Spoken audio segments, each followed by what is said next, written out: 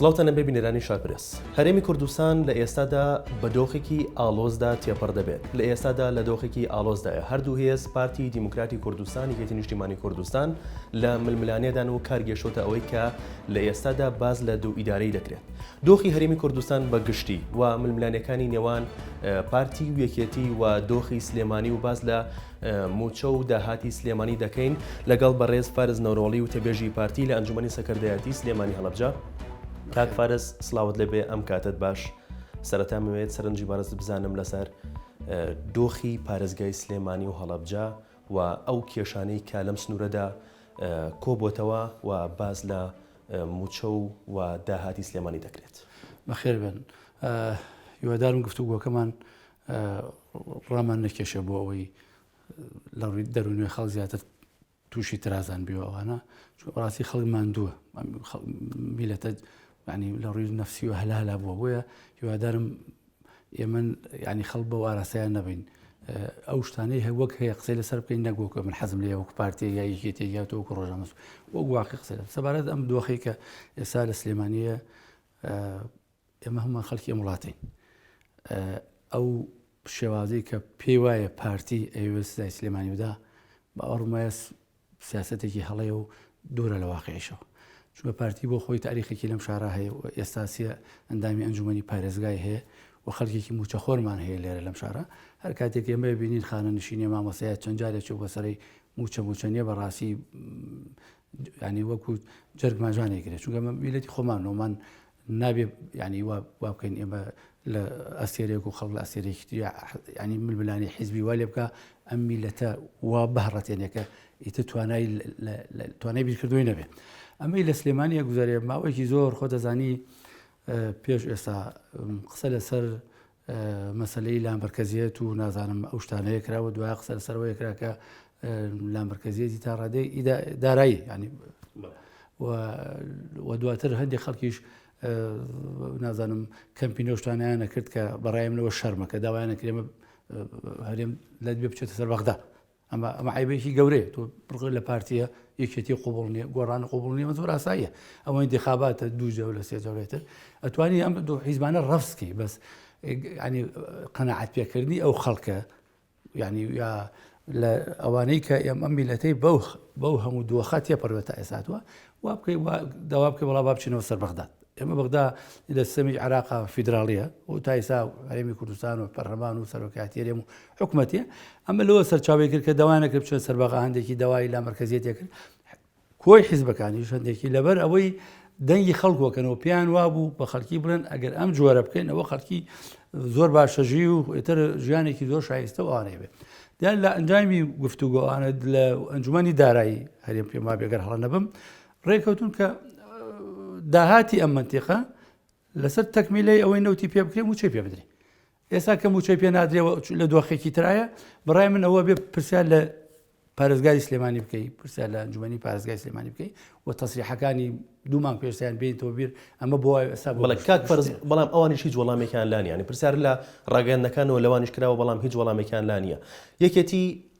ئەم کێشانە دەخاتە ئەستۆی پارتی بە هەمان شێوە دەڵێت یەکێتی دەستی بەسەر داهاتی سلێمانی داگرتووە و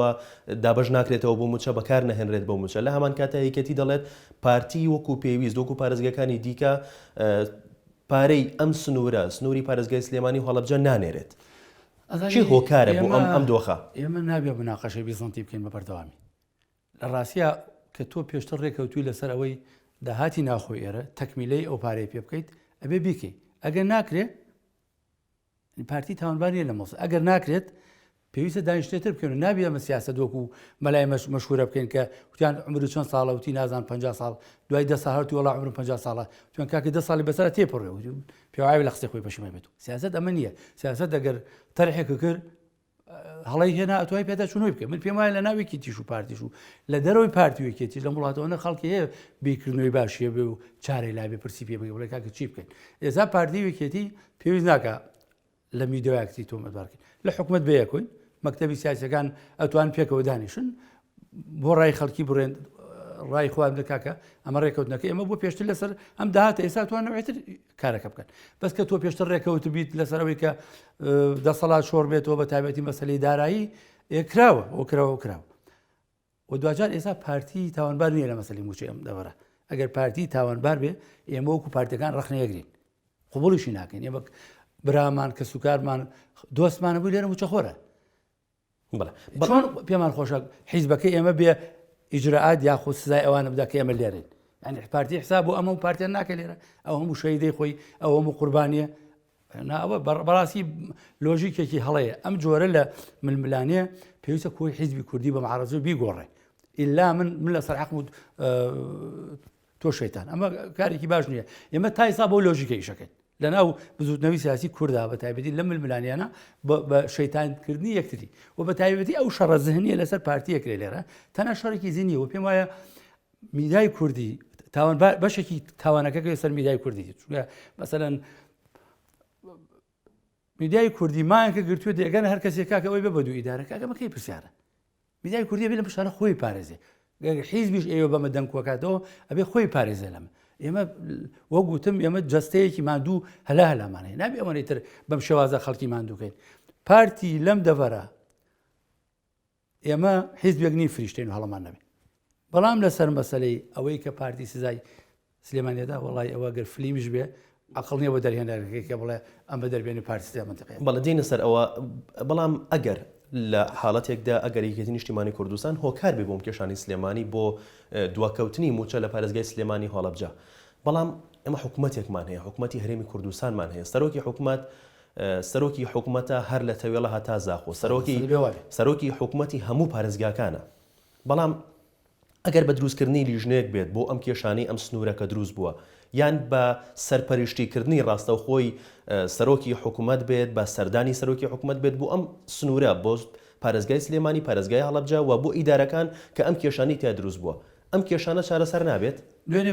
سەرۆکی حکوومەت پامێکی هەبوو نازان پامەکتان وازح بڕون بوو ئێستا ژۆی جەناب بوو پێ من هاوڕاتم ئێستا کاقوبات جێگری سەرۆکی حکوومەت کاقوبات دەتوانێت لەگەڵ سەرۆکی حکوومەتدا بکەێت گفتوگویەکی ترەوە بڵێ کاکە خۆت سەرۆکی لیژنەکە بە مادەم سەرۆکی حکوومەت دەرێمی کوردستان باشە بە خۆی لیژنەیەکدانێ بێ بە دوای ئەم شانە بگەڕێکێتیش دەرگا بکاتەوە یعنی مەجای ئەوە بدا بخەن سەر ئەو خاڵانەی کە کێشەیە لە مەسەلەی دارایەوە زۆر ئاساییە خۆ کاقوبات جێگرێتی و ڕۆژ لە کۆبوونەکانە یەکتریە بین و پەیوەندی تەلەفۆنیانێ و زۆر ئاساییە بڵێ کاکە فەرموو ئێمە دوێنێ ڕێکەوتنێکمان کردووە لەسەر داهاتی محەلی هەر کەسێ مەندێقۆی ئێستا شەر نییەوە سەرکەوتوو بێ شێوازی کارەکەی گۆڕین بۆ بەلامەوە تەبیعیە بەڵام بە مەرجێک هەموو لایەنەکان ڕێگابن حکومەتداری بکە نابێت لەو کاتێککە حکومەت ئەمان ئەیانێ بۆ بەرژەنتیخوان بڵێن وڵا دوو ئیدارەیە و حکومەت نابێەوە بێ بەڵام لە کاتێکە ئەکەی دەخەلەوە کاکە وڵا حکومەت بەرپرسیارە بۆ ئەگەر ینی معارەزەیش و دەسەڵاتیش ئەو هێزانەی لە ناو حکوومەتان و دەرێ حکوومەتن هەر کەسێ ئەرکی خۆی بزانێ ئۆپسیۆنی خۆی حکومەت ئەرکی خۆی بزانێ هێزی ناو دەسەڵات باوەڕ بێ ئەم کێشانە دروست نابێت پێتان وایە یەکێتی ڕێگرە لەوەی کە سەرۆکی حکوومەت و حکوومەتی هەرێمی کوردستان نەتوانێت ئەو کێشانی ئەم سنوورە چارەسەرکات ئەوە ئێوە ڕۆژنامە نووسن ئەکرێ بڕۆن بە دادوچوون بکەن بۆ بزانانی کێ ڕێگە لەسەر بەڵام سەرۆکی حکوومەت دەتوانێت خۆی سەردانی سلێمانی بکات و بەدەر لە هێز و لایەنە سیاسیەکان بێت سەردانی فەرمانگە فەرمیەکانی ئەزانی ئێمە نابێ وەک ڕۆمانسیە مەوزعانە بین ئەم وڵاتە برینە ئەوە و کێشانە گەشتین تۆ ئێرە و شەڕی ناخۆ نازانم دوو ئیدارەی کۆنتر و ئەوانە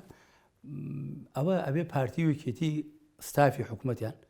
وەرزراسی مەکتەبی سیاسیان گفتوگۆ بکەن ئەمە یەک لای بکەنەوە ئایا حکوومەتە فەرموبار ڕێگا بێن حکوومەت بێ لێرەکاری خۆی بەڵام بۆ ناکرێت ئەوە ئەرزم کردی یەکێتی کوتلەی هەیە لە حکوومەت وانە ئەتوانی لە کوتلەی وەزاری حکوومەت پارتی و یەکێتی و گۆڕان ئێوە لەم سێ کوتلەیە سێ کەسیان بانکن واقع بخەنە بەرچاوی خەڵکی فەرمو با قسە بکەین باشە پێتان وایە سەرۆکی حکوومەت ئەو دەسەڵاتانی کە ئەتوانێت لە سنووری پارێزگای هەولێر و دۆک بەکاری بێنێت ناتوانێت لەم سنوورە بەکاری بێنێت لە سەداسەد نا ئەتوانێت بەس لە سەداسەد نا ئیتر خۆتای خەتای کەس نییە دۆخەکەیان وایەناوە کەواتەمە دوو ئیدارەی نییە نا من ئەسڵ حەز ناکەم گوێم لەو شێوێ بەڕاستی ئەمە نەخۆشیەکی دەروون بیماری تاکی کوردە حەزی لەم جۆرە قسانەیە یعنی بۆ دوو ئیداری چی کاکە دوو ئیدارەیی جاران ڕوویدا کارەسات بوو خۆ دەزانی دوو ئیدارەی ئەم جارە خوا نەخواستە شتێکی وابێ ئەم جارە جیاوازە لە پێشتر زۆر خراپتر بێت چونکە سایکی خەڵکی جیاوازە ئەوکاتە هەم بەرامبەر کورد بوون هەم بەرامبەر ژیان و ئەوانە بۆیە بەڕێی من ئەم وشەیە دوو ئیدارەیە هیوادارم ڕۆژنامەنووسانی کوێی تەرکیکەنەوەیتر ئەم پرسیارە مەکەن و باوەڕشم لێ بێ بە دوو ئیدارە ئەو دوو ئیدارە جوغرافیە سیاسی نازانم چێڵێ بەڵام هەندێک لە هەندێک لە هێز و لایەنە سیاسیەکان هەندێک لە سەرکردەکان ئەم وشانە بەکارەهێنن ئێمە قسەی ئەوانە ئەیکەینەوە باوەڕ بێ من بۆ خۆیان ئازادن بەڵام هەڵەیە قسەتان چییە سەبارەت بە یەکێتی نیشتیمانی کوردستان کە دەڵێت ئەمە سزایە لەلایەن پارتیەوە بۆ سنووری پارێزگای سلێمانی و هەڵەبجە ئەزانیم پێش عەرزم کردی پارتی و یەکێتی و حیزبەکان بە تایبەتیەتی شێوازی ململانی لەگەڵ پارتیا بەڕای من بگۆڕێ باشترە ینی هەموو جارێت تۆمەودارکردنی یەکتری تەسەوڕەکەم خەڵک هۆشیار بۆ تو ئەزانێ چی ئەگوزاری و دڵنیاتەکەم پارتی سزای ئەم دەفەرە نادا سزا بدای پارتیەکان قبوڵ ناکەین چونکە ئێمە کادری حیزبین خەڵکمان لێرە هەیە تاریخمان هەیە قوربانیمان هەیە پارتی چۆن سزای خەڵکانەیەدا کە هەشتا کە زیاتر لە زەردەبی زایم سیدقا سەر هەڵەیە بەرامبەر بەرزایی نەمەنیان کردووە زیندە بە چاڵکراون پارتی چۆن تاریخانە لەبیرەچێتەوە ممکن نییە جیاوازی حیزبێ ئەکرێ ململانەکە ململانێکی ناتەبیعی بێ و ناسیاسیش تەجاوزی هەندێشتی ئیجابی کردبێ ئەمە ئەکرێ بەڵام وەک ئەوەی پارتی لە نەهجا سزای ئەم دەڤەرێدا باوەڕۆبێەوە ینی تۆمێکی گەورە بەڵام ئەم جیاوازی ئیداریە ناتوانرێت چارەسەر بکرێت لە کاتێکدا لیستی موچەی مانگی چوار بە تەواوەتی بڵاوەکرێتەوە و دەست بە دابشکردنی دەکرێت لە ڕۆژی دووشەمە دەستی پێکراوە بەڵام بەشێک لە وەزارەتەکان بەشێک لە فەرمانبەران و خانەنشینانی سنووری پارێزگای سلێمانی و هەڵەبجە و ئیدارەکان ئیدارانی سەر بەم سنوورن موچان وەرنەگرتووە خۆ پیشاندان نەکرێت لە بەردەم زانکۆ مامۆسای زانکۆ موچەی وەرنەگرتووە وەکو عەرزم کردی من ئەوە ئەکرێ لەسەر ئاسی وەزیری دارایی و محافیزی سلێمانی بسیارکەی بۆ وایە چون من هیچ شارەزایەک داتایەک شتێکم لە بەردەستانی هێر بە محافیزی سلێمانی خەڵدەنگی پێداوە چوەتەوە پارێزگارە بەرپرسی وحدە ئیدارێ ئەبێ ئەو ئیعلانی بکات دەسەڵاتی هەیە یانیەتی یا بە خەڵکی بێتان وایە دەسەڵاتی هەبێ ئەتوان پرسیار لە خۆی بکەن ئەتوانێت ئەو تاریخە بۆ خۆی تۆمارکە بێتە سەر تەلەڤیزیۆن بڵێ خەڵکینە من بە دوواداچوون کردو و کێشەکە ئاوەی و لە دەسەڵاتی منانی بڵێ هەم بۆ تاریخێکە بۆ خۆیان خەڵکیش ئەوەن دەماندوو نابێت ئەو کێشە و گیر و گرفتانە ئەو ناکۆکی و ململانیانی نێوان پارتیویەتی بۆ لە ئێستادا ئەوە قوڵ بوونەتەوە ئەزانی ئەمە کۆنە لە کۆنە هاتووە ئێستا ئەم دوای هەڵبژاردنەکانی عێراق و نازانم کێشەی مەسەلەی ئەم فشارە ئابووری لەسەر هەرێمی کوردستان هەیە ئەم شارە ئابووری وای کردووە کە ئەم هێزانە بەڕاستی لە کەمی نابن بۆ یەکتری کە ئەبوو ئێمە لە کاتی قەیرانە هەندێک کێشەی استراتیژیە کێشەی پارتی نییە یەکێتی نییە ینی نازانم معارەزە نییە کێشەی کۆی خەڵکە ساموچە کێشەی کۆی خەڵکە حیزبەکان پێیان وابێ بەم ئوسلوبە گرەو لە پارتی و کێتێ بنوای لە پارتی بنەوە باوەڕمای هەڵەیە چونکە ئەم هێزانە جیاوازیان هەیە ئەم جیاوازیان گۆڕیەوە بۆ دوژمنایەتی و ڕق هەتا ئەمە بەردەوام بێ باوەڕ بێ ئەگە سەیری گیانبینی خەڵک بکەیت چی بەگەنجەوە چی بێتەمەوە 4 ساڵ پێشدا لەگەڵسا خوێنەوەیان بۆ کۆی حیزبی کوردی جیاوازە لەنجامی چە لەنجامی ئەو هەموو هەڵە و فەوزا و شەڕە جوێنە کە بە یەکتیەدەین چون خەڵکەکەیش خۆشیارە تازە من ئەم پەیامە بۆ خۆشمان و بۆ هەموو حیزبەکانش تازە خەڵکی لەسەر ئەساسی جوێن دەنگ بە هیچ حیزبێ نادا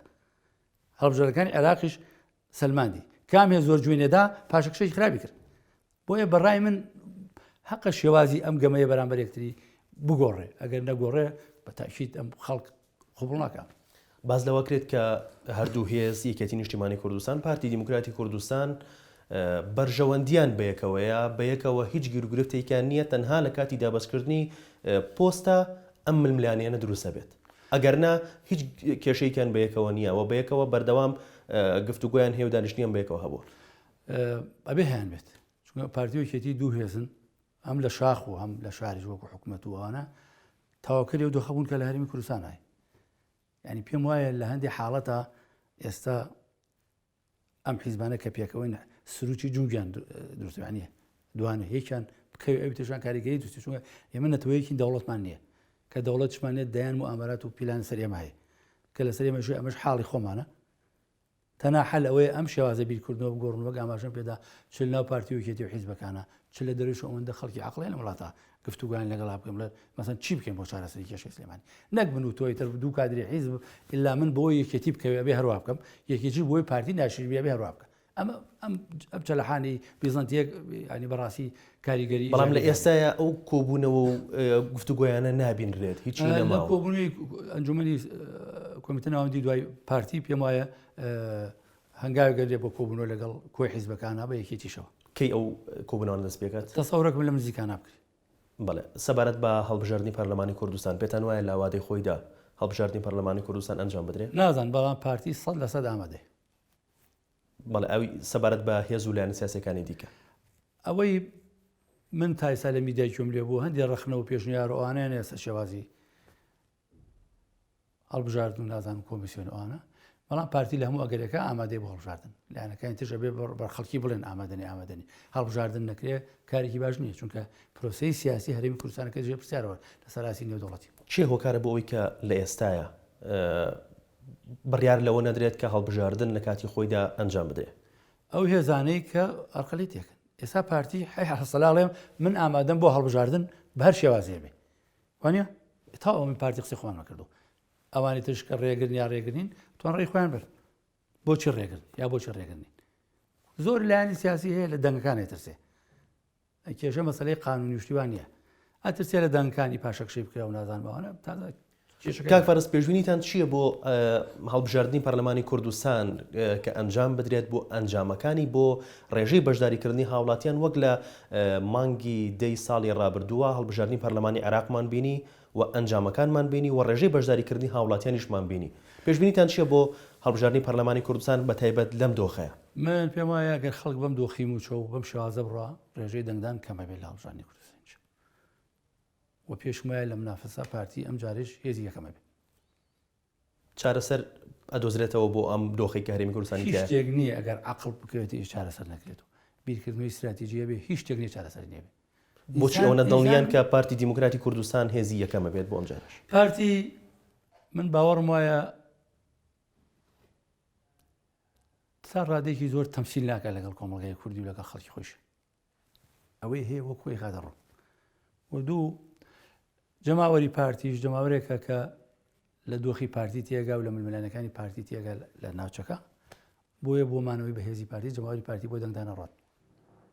یەکێتی نیشتیمانی کوردستان ئەنجامەکانی بەچیەکات؟ ئەوە من ناتوانم محامی ئەوان بم ئەوە خۆیان ناتوان دەستگای هەڵبژاردنوانێ بەڵام کە دەڵێیت یەکی پارتی دیموکراتی کوردستان دەبێتە هێزی یەکەم و براوەی منافەسە بۆ دووهەم لە بینی هەموو لایەنەکانە ترکیە دووهەمە بێەوە. پێتان وایە یەکێتی نیشتیمانی کوردستان دەبێت؟ نازانم ئەکرێ خۆ بووە بەڵام تا ئێستا ئەو بووە و دەکرێت ئەو بمێنێتەوە یان ئەخرەوە ئەنجامەکان چیمان پێڵێت؟ وەخت لەسکەل وەختاکرێ من باوەڕم وایەتر ئەبێ ڕاپرسی بکرێ هەندێک دەستگای میدیایی یاخود ناوەندی بێلایەن توان ڕاپرسی بکەن لە 2 هەفتە نەتیجە بن بەم کەس بەبێ ڕاپرسی ناتوانانی بڵێ کەم دەڵێن پارتیەکەمە بێ من دڵنیامە جەماوەری پارتی ئەزان پارتی مانەوەی پارتی بۆ کورد گرنگە ئەمە نەکرێ بەتەعانوانە حقیقەتێکە و ئەگەر دان بەڕاستیە وایە بۆیە جەماوەری پارتی بۆ دەنگدان سەر ڕای نیگەرانەکانیان و ڕەخنەکانیشان لە حیف خۆیانش نەدەنگدانەوە. بەڵێ سەرنجی بەڕێستان سەبارەت بە بڕیاری دادگای فیدراڵی سەبارەت بە یاسای نەوت و گازی هەرێمی کوردستان چییە؟ لە کاتێکە باز لەوە دەکرێت کە هەرێم ئەیەوێت سەربەخۆ وەکو نەوتەکە غازیش بفرۆشێت بەڵام لە ئێستادا ناکۆکی لە نێوان لایەنەکانە دروست بوو بە تایبەت پارتی وێکەتی سەبارەت بە فرۆشتنی غازیش کار گەیشتوتە ئەوەی کە باڵ تاالبانی بڵێت مەگەر بەسەر لاشەی منە بۆری غاز ڕابکێشرێت. لە ڕاستیە مەسلەی غات تازەیە ینی گفتوگۆکانی بەس مەسلەی ناوت لەو کاتەی خوا لە خۆش و مام جەلال و جەنابی سەرۆک مەسعود بەرزانی دەست بە کلیلەکەیەکەنەوە نەوتەکە هەتا ئێستا پارتی ویکێتی وەکو یەک ئاگاداری ورد و درشتی گرێبەستی نەوت هەم شتێکی نەوتن بە شیرینی و بەتاڵی نەوتەوە. بەڵام وەکو غاز چونکە تازەیە لە ڕاستیشان من هیچ داتایەکم لا نییە و زانیاریشم لەوە نیە ئەوەی لەسەر ناکرێ بەڕاستی هەندێک شتەیە هەموو کەس قسەی لەسەر بکە کاک بەڕاستی مەسەلەن نەوت و غاز بە تایبەتی نەوت نایشکرێ حیزبێ بڵێ من ئەمە قوبوڵ ناکەم ئەمە بۆعدێکی نێودەوڵەتی و ئیقلیمی و جیهانی و خۆ دەزانی وزە ئیتمانای خۆی وزە بەخۆیەتی ناتوانێت نە پارتی و نەیەکێتی و نە حەسک و نەگۆڕان بڵێ من ئەم نەوتە نەیاڵم ئەمە پەیوەندی بە بەرژەوەندی نێودەوڵەتی و هەیە ئەم هێزە گەورانەی نێودەوڵەتی خۆت کەسێکی خوێنەواری ینی مەسلەی غاز و نەوت ینی شتێکی ئەوەنە احتیاطی نییە دەبارە هێلکە نیە لە حدودێکەوە داخڵبێ گەورەترە لەوەی حیزب بتوانێت ڕێگەی لێ بگرێت چ ئێمە و چی هیچ لایەنێکی تر بەڵام سەبارەت بەوەی پارتی وێکێتی ناجۆرن ینی ناجۆری هەیە بەرژەوەندی حیزبیە ناجۆری هەیە لەسەر ئاسی گشتیە ینی ئەگەر شتەکە لەسەر ئاسی وەکو عەرزم کردی هیچ شتێک نەتوانێت ڕێکەوی لەسەری هیچ شتێک نییە مەگەر بڕیاری دابێ ڕێ نەکەوێت پێتان وایە یەکەتی بڕیاری یابێ ڕێ نەکەوێت لە من باوەڕم نییە بەڵ تاالبانی وەک دەڵێت کە بەسەر لاشەی مندا مەگەر بۆری غەزڕا پێشێت هەندێک شتی ئەعلام و ئەوانە مەسەلەیەکی ترە شتی پشتی پەردە و نێودەوڵەتی و نەوت ئەمە مەوزوعێکی ترە ئیتر بۆ بازار میدیا و ئەوانە شتێکی ترە وەکوتو ئەڵسی مەسەلەکان نەوت لە هەر شتێکە ئێمە بتوانین خەلەل دروستکەین لە ئاسی جیهانە بۆ نەوت و بۆ غاز ناتوانین خەلەل دروستکەین چونکە بەرژەوەندی خەڵکی تری گەورەتر لە ئێمەی پێوەسرا مە بڕۆی بەڕێستان ئەو بڕیارە جێبەجێ بکرێت لەلایەن حکوومەتەوە لە سوود و مەسلحەتی قەواری هەرێمی کوردستانە یان جێبەجێ نەکرێت بڕیاری دادگای فیدراڵی سەبارەت بە یاسای نەوت و گاز ئەزانی سەرەتا ئەو کەسەی باوەڕی بە ئابووری سربەخۆ بووە لە وڵاتە بە باوەڕێکی پتەوە هەیبووە کە ئەم وڵاتە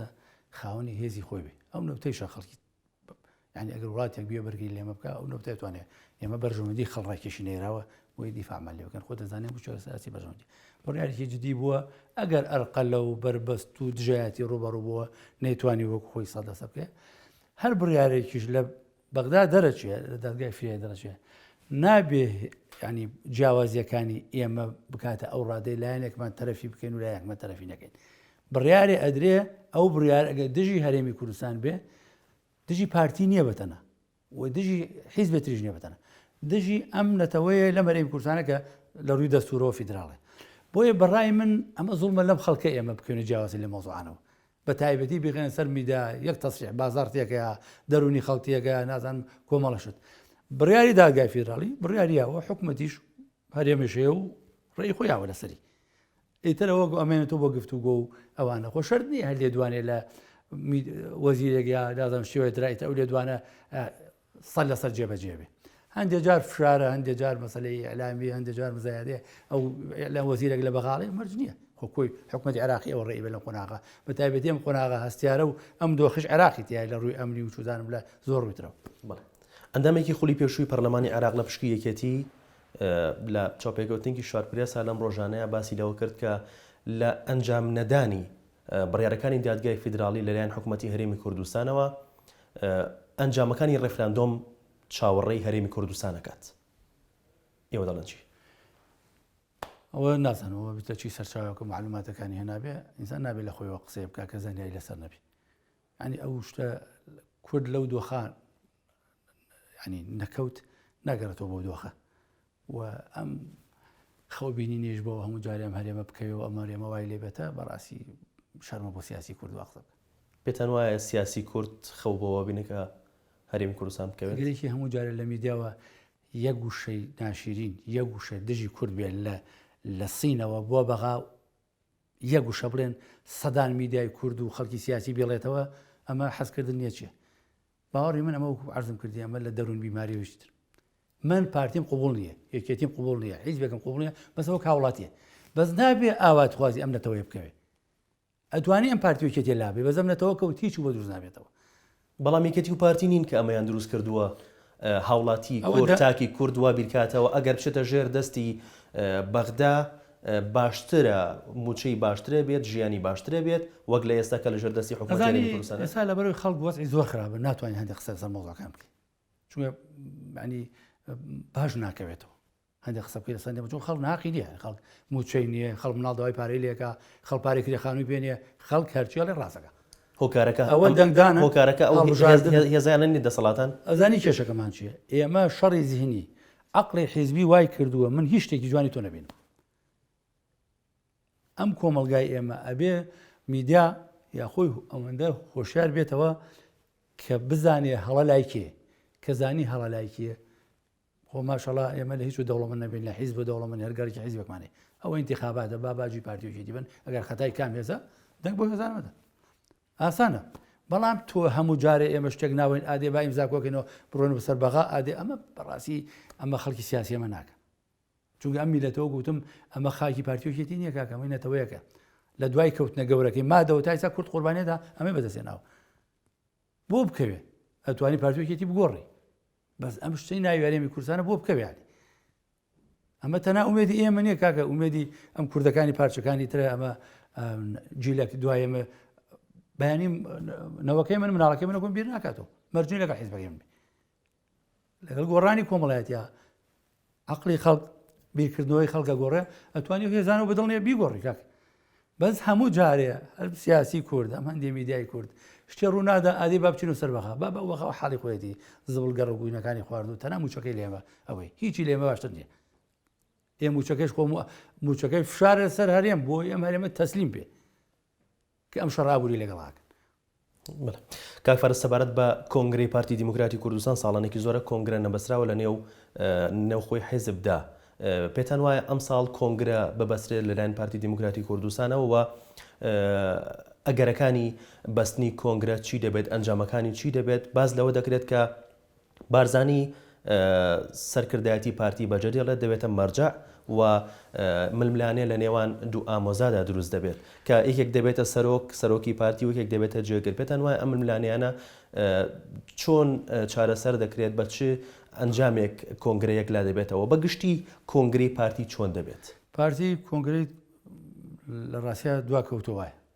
ئەبوو دوانە کەوتە بەڵام لەبەرەوەی خۆتەزانی شەڕی داعش و دوایە مەسەلەی کۆرۆنا و نازان و کۆمەڵی مۆزوع وای کرد جانی جێوێکی مناسب نەبێ پارتی توانێت کۆنگرە بکە لە ڕاستیە مەسەلەکە ئەوە بۆی پارتی دواخست ئێستاش دوا کۆبوونەوەی کۆمیتە نەوەندی پارتی بڕیارە ناوە لە مانگی 11 کۆنگرە بکرێت ئەوەی کاک مەسعود ئەوە جێڵێ ئەوە مزانیاریم لەسەرەوە نیە نازانم پشتی ئاواز نەکراوە لە لە ئەگەری بوون بە مەرجعی بارزانیدا چێ دەبێتە شوێنگرەوەی بارزانی ئاخر مەرجعی چی بارزانی وەکو واقع لە ئاسی دەولیە ئەم ڕقەی ناخۆنە بە مەرجعی کوردە پێتان وایە ململانێت دروستە بێ لە نێوان نێچیروان بارزانی و مەسعود بارزانی هەموو هێزە جیاوازی تایە جیاوازی جیاوازە و ململانێ جیاواز ململانەی پارتی هەرگیز ناکاتە ملشکاندن هەرگیز لە پارتیا یعنی ململانەی سا من لەم ئەنجومەنێشە احتیمال من جیاوازم لەگەڵ هەواڵەکەمە لە هەندێک بیرکردنەوە لە بۆچوونە بەڵام ئەم جیاوازیە من ناکاتە ملشکاندێکی بەرامبەرێک لە نێو هێزی ترا دروست بووە وڵای ترەوە ئەیبینی واقعیاریم کوردستانە سپاس بۆ بەڕێز فارس نەوڕۆڵی و تەبێژی پارتی لە ئەنجومەنی سەکردایەتی پارتی لە سلێمانی و هەڵەبجە سپاس لە کاتمان گرتی سپاس بۆم دەرفەتی بە ئێمە بەخشی سپاس بۆ ئێوە و بە هیوام موچە پەلێ لێ بکرێ بدە هیواداری سپاس بۆ بینێرانی شارپرس کە بینەرمان بوون هیوای کاتێکی خۆشتان بۆ ئەخواسی